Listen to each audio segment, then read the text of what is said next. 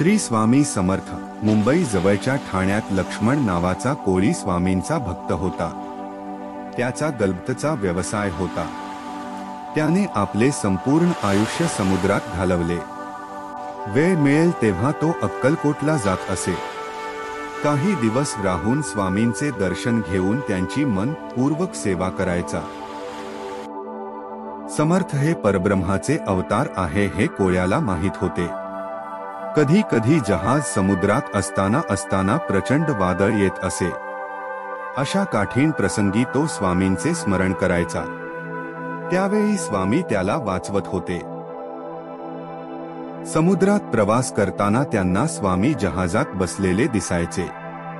त्यावेळी त्याला खूप आनंद व्हायचा। त्याला खात्री असायची की स्वामी त्यांच्याबरोबर आहे आणि जहाजाला काहीही होणार नाही।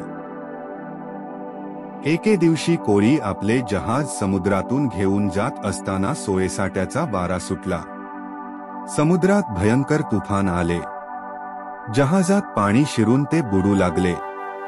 ते पाहून लक्ष्मण कोळी आणि त्याच्या सोबत असलेले खलाशी खूप घाबरले। लक्ष्मणाचे ही धैर्य सुटले। त्याच्या डोळ्यातून अश्रू वाहू लागले। त्याने स्वामींचे स्मरण केले। तो आर्ततेने स्वामींचा धावा करू लागला आणि म्हणाला, हे अक्कलकोट निवासी श्री स्वामी समर्था, हे गुरुराया मायबापा, ह्या त्रैलोक्यात एक तुमच्या वाचून कोणी सहाय्य करणारा नाही, माझ्यावर कृपा करा। तुमचे हे लेकरू मरणाच्या दरवाजापर्यंत पोहोचले आहे। हे जहाज पूर्णपणे बुडाले आहे। कोळ्याचे हे आर्त स्वर स्वामींच्या कानावर आले।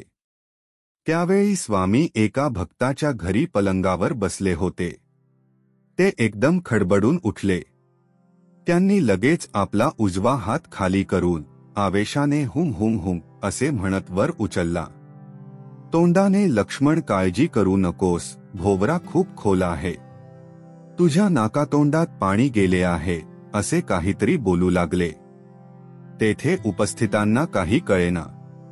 इतक्यात स्वामींनी आपला हात वर घेतला आणि म्हणाले, लक्ष्मणा सुटलास बाबा। त्या क्षणी स्वामींच्या हातातून पाणी निथळत होते। हा काय चमत्कार आहे हे कोणाच्याही लक्षात आले नाही। पण 8 दिवसांनी लक्ष्मण कोळी आपल्या कुटुंबियांसोबत अक्कलकोटास स्वामींच्या दर्शनाला आला। त्याने त्यांच्या चरणांवर अश्रूंचा अभिषेक घातला। त्यांना नैवेद्य व दक्षिणा दिली। तेव्हा सर्वांना स्वामींच्या ह्या चमत्कारच उलगडा झाला। ही कोळ्याची गोष्ट जर तुम्हाला आवडली असेल तर नक्की कमेंट करून सांगा आणि चॅनेलला लाईक आणि सबस्क्राईब करा। श्री स्वामी समर्थ।